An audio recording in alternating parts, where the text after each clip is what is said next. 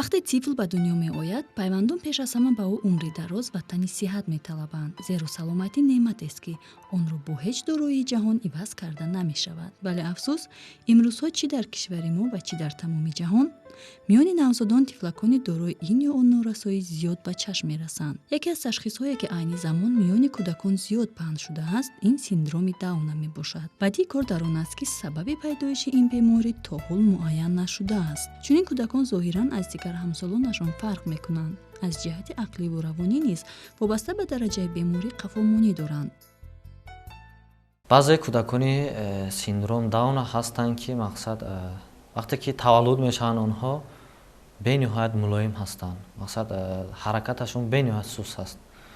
вақте ки бо онҳо машқ мекунанд, физиотерапевт машқ мекунад, яъне логопед машқ мекунад, бисёртар онҳо талаб мекунанд логопед, физиотерапевт, барои он ки бениҳоят суст ҳаракат мекунанд ва баъди оне ки массаж мақсад мегиранд, онҳо ба ҳаракат медоранд. бисёртари онҳо яъне даҳонашон бисёртар кушода мешаванд, забонашон бисёртар мақсад баромада ҳаст, ҳамаи синдром кӯдакони Даунаҳо. ва як қатор бисёрашон қариб ки ба логопед муҳтоҷам намешаванд.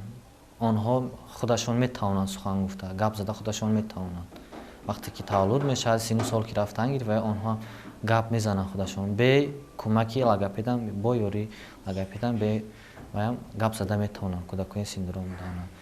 баъзеашон муҳтоҷ ҳастанд, мақсад роҳ намегарданд, баъзеашон хӯрда наметавонанд, хоида наметавонанд. бо онҳо мо аз хурдӣ машқ мекунем, ёд медиҳем ки онҳо то синни 3-4 солагӣ онҳо тайёр шаванд барои мақсад талаффуз кардан ё барои гап задан.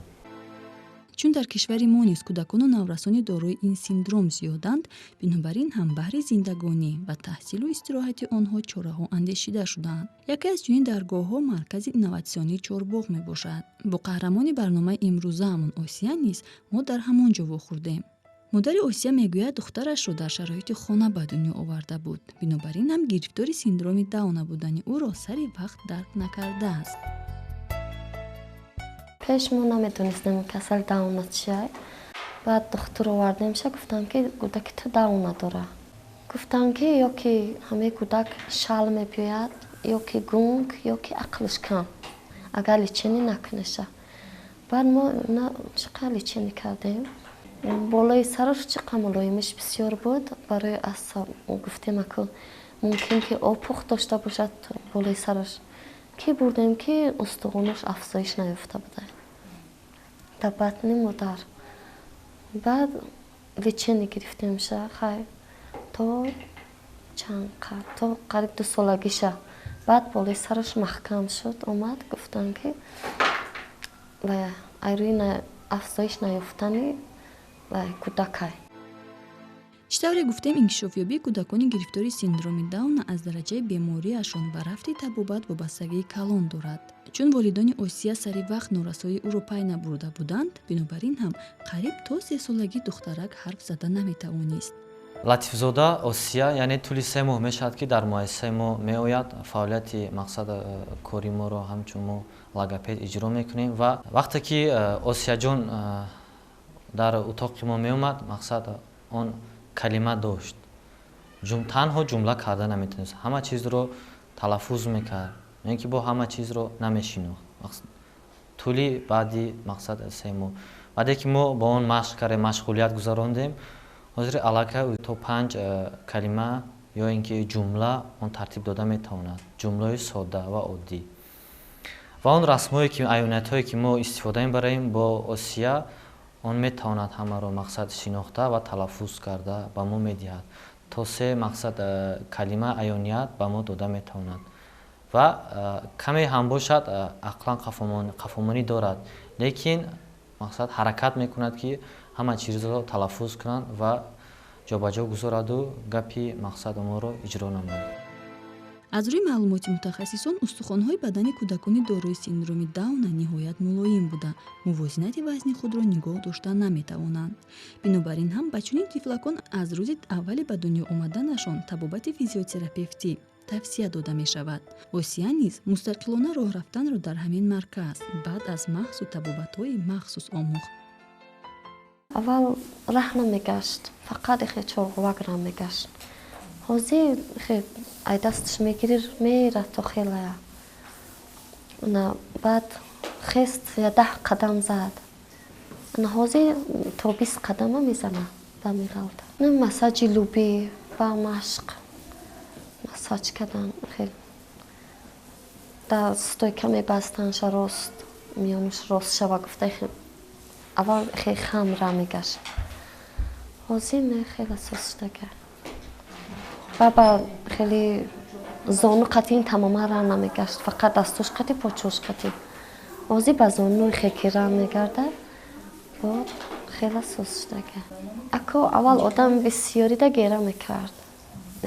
дарси гурӯҳӣ мегузаштем, дар ҳамон дарс гера мекард бисёр ғалуғулада.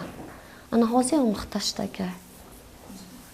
2 моҳ гӯем ки омадем, ғалуғулада гера мекард. ҳозир ако 2-3 бори дига шуд омасадем ва хушрӯ мешинад, ҳамон дарсоша мегирад.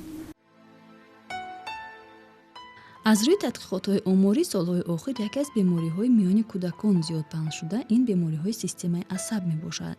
нафарони дорои синдроми дауна низ асаби ниҳоят нозук доранд ва муомилаи махсусро талаб мекунанд.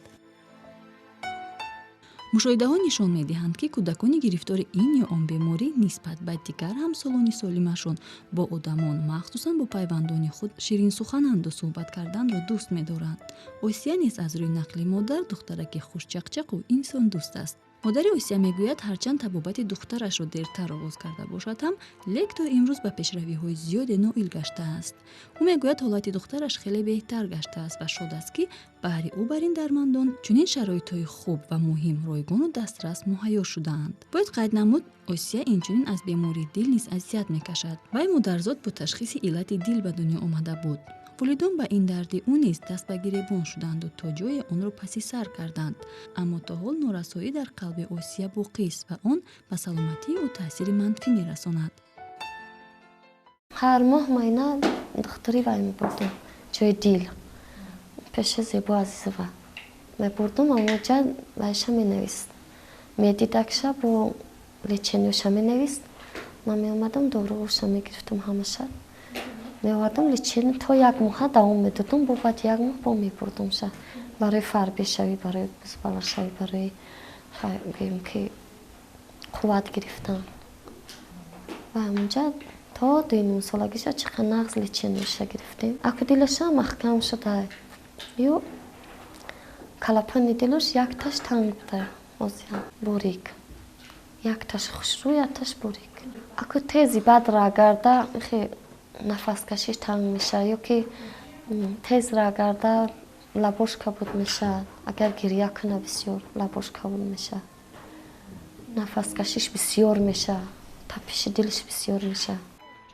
имрӯз осия 5 сол дорад. бо дастгирии волидон вай имрӯз сухан гуфтан ва роҳ рафтанро омӯхтааст. фикрашро озодона баён мекунаду ба саволи ҳамсуҳбаташ ҷавоб гуфта метавонад.